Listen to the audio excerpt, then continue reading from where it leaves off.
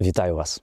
Я дуже давно хотів створити канал про ADHD українською мовою. До речі, українською мовою ADHD – це рдух, розлад дефіциту уваги та гіперактивності. І от знаєте, що було останньою краплею?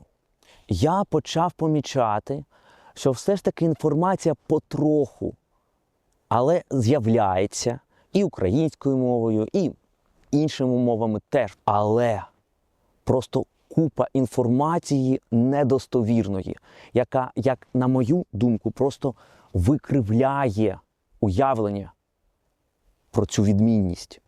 Багато кумедних роликів, які типу показують, позиціонуються як ідеальний приклад того, як виглядає життя з ADHD. Але це неправда. Життя з ADHD – це не про це.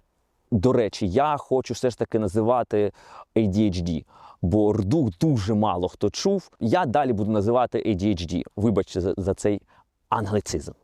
Велика проблема тих навіть гарних книжок про ADHD або інформації, яку можна знайти в інтернеті, вона полягає у тому, що більшість цих людей, про яких розказують, наприклад, яких показують нам, що таке ADHD, це та меншість людей з ADHD, які пробилися. Останні роки стало з'являтися трошки більше інформації про ADHD у дітей. Але цієї теми я торкатися поки що не планую. Я збираюся розказувати про ADHD у дорослих. Уявіть собі, що ми живемо у вигаданому світі, де ніхто ніколи не чув про проблеми із зором. Або дуже мало хто чув. Але люди страждають від цих проблем. І як вони живуть, ці люди, ті, хто погано бачать?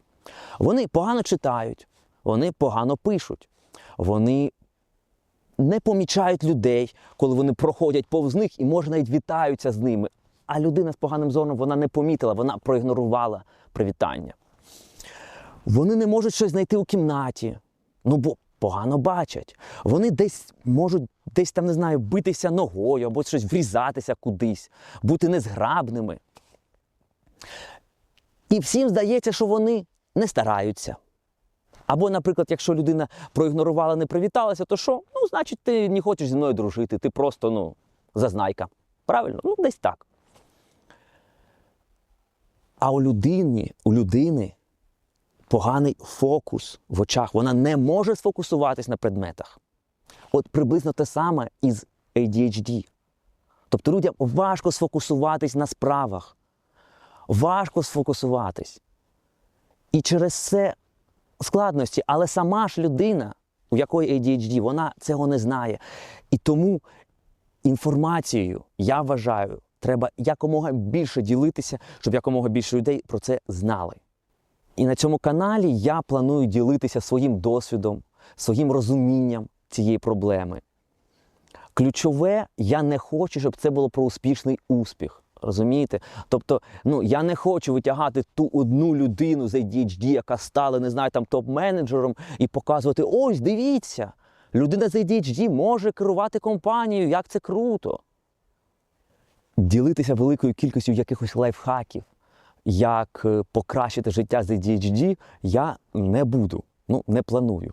Бо мені, на жаль, його сильно покращити не вдається.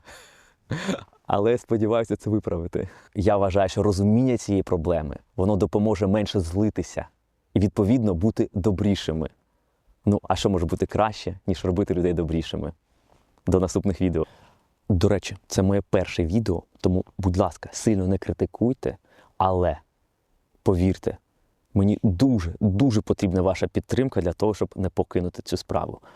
Тому, будь ласка, дивіться, лайки, підписки.